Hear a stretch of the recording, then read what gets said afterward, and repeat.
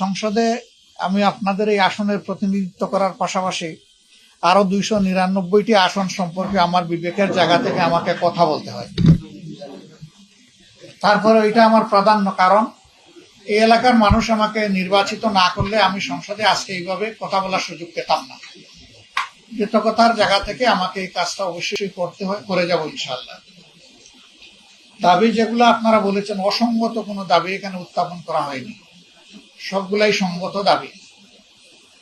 সংসদে যেহেতু সময়ের সীমাবদ্ধতা থাকে, আমি হয়তো যত পয়েন্ট আপনারা বলেছেন সব পয়েন্টে কথা বলতে পারবো না, কিন্তু বেসিক যে 3-4টা পয়েন্ট সেটা আমি তুলে ধরার চেষ্টা করব। আর আমি আপনাদেরকে এই ওয়াদাও দেব না যে সব দাবি আদায় করে দেব। আমি আপনাদেরকে ওয়াদা দেব যে দাবি আদায় আপনাদের লড়াইয়ের সাথে আমি থাকব। আপনারা লড়াই চালিয়ে যাবেন, আমি আপনাদের একজন সহযোদ্ধা হিসেবে এই লড়াইয়ে অংশগ্রহণ করব, কারণ এটা আমার দায়িত্ব। এই সেবাটা তুলনামূলকভাবে সাশ্রয়ী এবং পার্শ্ব প্রতিক্রিয়া মুক্ত, তাইলে এই সেবা কেন আমরা নেব না? এর প্রয়োজনীয়তা হয় আমরা উপলব্ধি করি না, অথবা এই সেবার পক্ষে বড় গলায় কথা বলার জায়গা মতো লোক নাই, এই জন্য উপেক্ষিত। এটা তো হওয়া উচিত নয়। আমাদের সরকার, বর্তমান সরকার ঘোষণা করেছেন সবার জন্য স্বাস্থ্য সেবা নিশ্চিত করা হবে।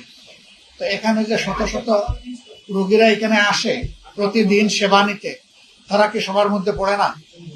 তারাও তো সবার মধ্যে পড়ে। যেহেতু তারা সবার মধ্যে পড়ে, কাজে এখানে উপযুক্ত অ্যাটেনশন দিতে হবে। রোগীদের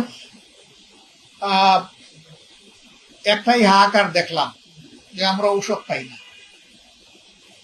অবশ্যই এটা ঠিক যে সরকারি মেডিকেল কলেজ হসপিটাল গুলাতেও রোগীদের একই হাহাকার, কিন্তু একটু কম, এখানে বেশি। ঔষধ কি দিবেন না দিবেন, ক্যাপাসিটির ভিতরে 30 লাখ টাকার বোধহয় একটা ফান্ড পেয়েছিলেন। আমাদের প্রিন্সিপাল সাহেব বললেন যে ইতিমধ্যে প্রায় শেষ হওয়ার পথে। তো চিমটিয়ে চিমটিয়ে যখন দেওয়া হবে, স্বাভাবিকভাবে এটা সাস্টেইন করবে না। এর একটা পলিসি থাকা উচিত। আপনি মনে করি যে আপনাদের জন্য সবচেয়ে বড় দাবি হওয়া উচিত, দাবি আদায় করার জন্য লড়াই করা উচিত, সেটা হলো যে এর জন্য একটা আইন তৈরি হওয়া উচিত। আইনের ভিত্তি যখন দাঁড়াবে, তখন বাকি জিনিসগুলো ডান হাত ধরে সব চলে আসবে, একে একে আসবে, একদিনে আসুক অথবা না আসুক। আমি চেষ্টা করবো আপনাদের হয়ে কথাগুলো নয়।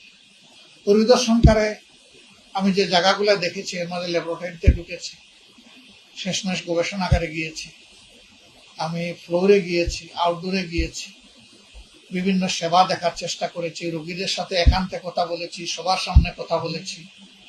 আমি আমার দায়িত্বটা বুঝে নেওয়ার চেষ্টা করেছি এর মাধ্যমে। আমি চেষ্টা করবো ইনশাআল্লাহ। এই সময় প্রিন্সিপাল সাহেব বলছিলেন যে আমরা প্যাথোলজিক্যাল কিছু ইনভেস্টিগেশনের সার্ভিস এখানে দিতে পারি, কিন্তু আমাদের এক্সরে মেশিন আছে, ফিল্ম আছে, বাট একটা ভোল্টেজ স্টেবিলাইজারের অভাবে আমরা ওইটা অপারেট করতে পারি না। আমি জিজ্ঞেস করেছিলাম এটার আনুমানিক দাম কত হবে, উনি বলেছেন যে 3 লক্ষ টাকার মতো হবে। তো এই ছোট দামটা ইনশাল্লাহ আমার জন্য বেয়ার হবে, এটার জন্য সরকারি অনুদানের প্রয়োজন হবে না।